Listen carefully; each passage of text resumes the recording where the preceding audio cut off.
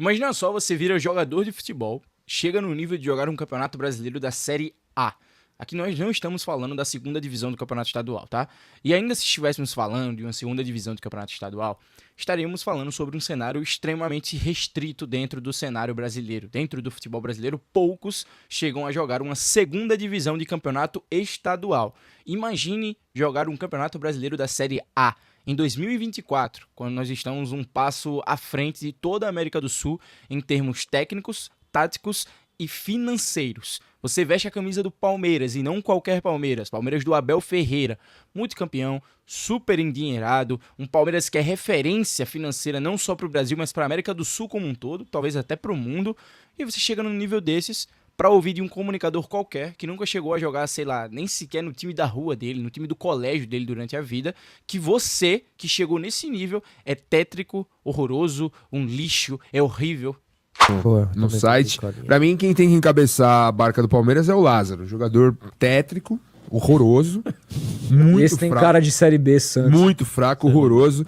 Porra, essa é a maior sacanagem, legalização da sacanagem e inversão dos valores que foi feita e influenciada pelo jornalismo de Mauro César Pereira, Juca Kfouri, José Trajano e toda essa velha guarda da ESPN que influenciou uma geração de jornalistas que não foram formados para criticar, para tecer alguma crítica normal em cima de um atleta, mas sim para bater, para fazer sangrar, para passar do ponto.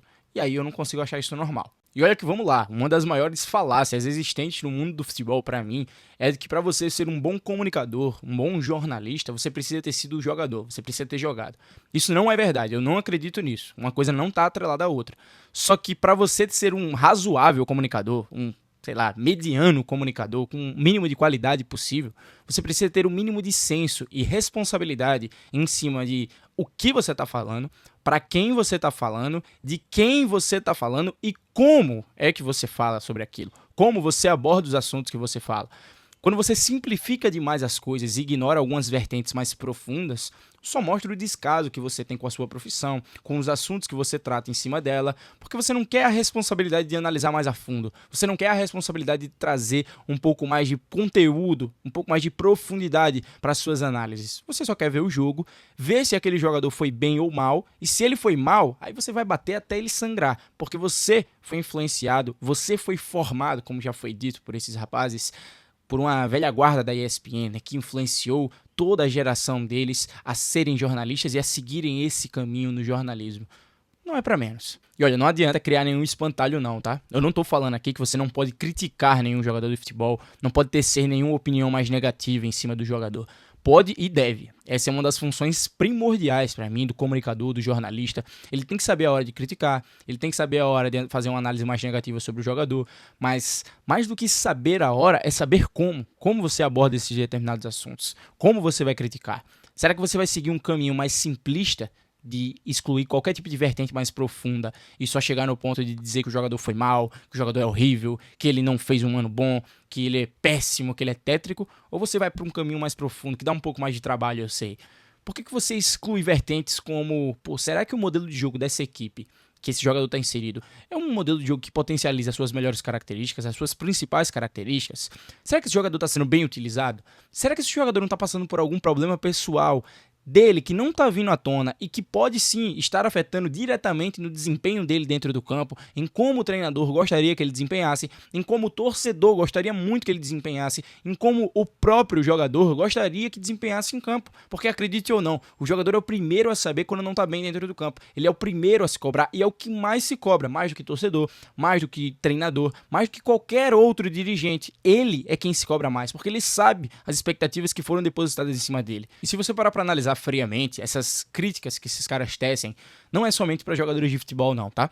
É para qualquer um que esteja ali na área que tenha conseguido alcançar o que ele não conseguiu alcançar dentro da bola.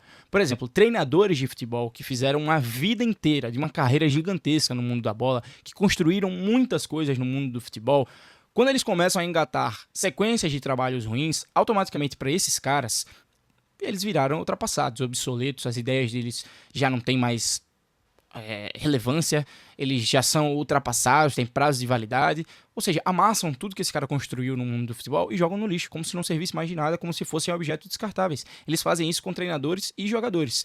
Isso tudo por conta de uma frustração interna muito clara. Porque não se engane, a maioria de nós que está aqui no meio da comunicação, que tem esse microfone, não sonhou primeiramente com esse microfone. Sonhou primeiramente em ter a capacidade de conseguir algo dentro do futebol, com a bola no pé. Sonhou em ter algo dentro do futebol com isso aqui, com a inteligência de conseguir montar um treino, de conseguir dar uma sessão de treinamento, de conseguir conduzir um elenco, gestionar pessoas. E por não termos essa capacidade, nós recorremos a outro meio no mundo do futebol, que é o meio da comunicação. Só que quando você chega aqui, você se sente tão poderoso em ter um microfone e falar para milhares de pessoas, que você desconta toda a sua frustração por você não ter conseguido chegar onde aquele cara chegou, e você precisa tirar aquele cara daquele pedestal o mais rápido possível. Porque se você não conseguiu, ele também não pode conseguir. Ou então ele pelo menos não pode se manter lá. Não pode se manter em paz. Você vai fazer de tudo para infernizar a vida dele e descontar a sua frustração interna em cima daquilo que ele conseguiu alcançar.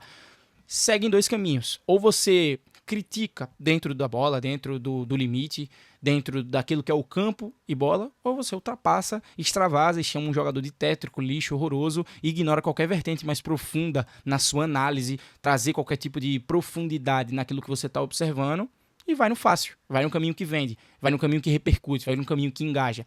E é mais ou menos isso que todo mundo acaba fazendo, né? Esse segundo caminho, o caminho do engajamento, o caminho da repercussão.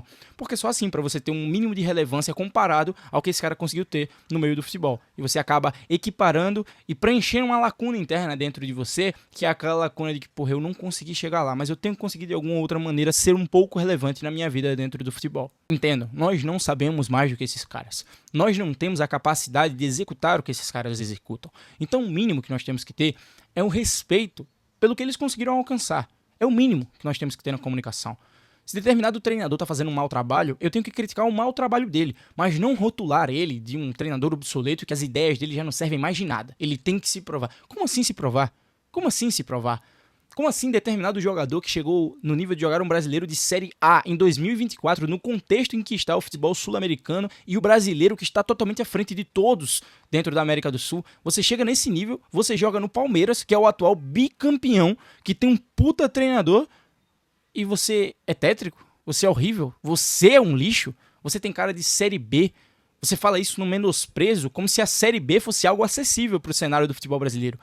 Se a gente parar para pensar que apenas 1,5% das crianças, das milhões de crianças que tentam virar jogadores de futebol no Brasil, 1,5% vira algo dentro do futebol, vinga dentro da bola, seja jogando estadual, segunda divisão de estadual, seja jogando até futebol amador, poucas vingam, 1,5%. Se a gente parar para pensar nisso com o mínimo de seriedade, respeito e profundidade, a gente nunca mais vai abrir a boca para dizer que um jogador de Série A de Campeonato Brasileiro, de Série B de Campeonato Brasileiro, é tétrico, é horroroso, é um lixo. Ou então pode até falar, mas você sendo torcedor, você indo ao estádio e ficando chateado, você indo ao estádio e indo cobrar o jogador, você indo ao estádio e xingando por ele ter feito uma partida ruim. O torcedor eu até tento compreender porque é um ser passional. Agora o cara que tem isso aqui como responsabilidade, que tem a comunicação como profissão, aí eu não consigo compreender. Ah, mas ele é um comunicador torcedor.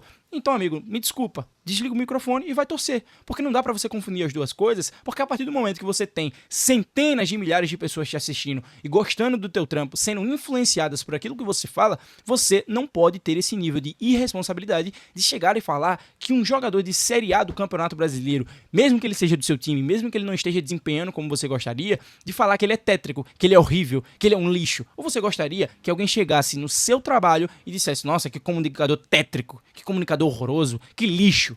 Não é que não pode criticar você. Pode, mas pode chegar e dizer, ó, fulano, não gostei disso aqui que tu falou, não. Não gosto dessa forma que tu conduz a tua análise. Não gosto dessa forma que você aborda esses determinados assuntos. Não gosto do seu trabalho por isso, isso e aquilo. Mas nunca passando na linha tênue do criticar e do desrespeitar. E é exatamente isso que vocês fazem, isso que a grande maioria do jornalismo, influenciado pela velha guarda da ESPN, foi formado e induzido a fazer. Porque esses caras batem palma pra isso e isso vende. E vende muito. Mas isso eu não consigo fazer. Eu prefiro morrer com 1.000 seguidores no Instagram, com nem 300 inscritos aqui no YouTube, a ter que me sujeitar a esse tipo de coisa, a me vender e fazer coisas que eu não gostaria de fazer e nem que fizessem comigo em troca de like, repercussão, engajamento, visualização, clique e qualquer tipo de fama e audiência.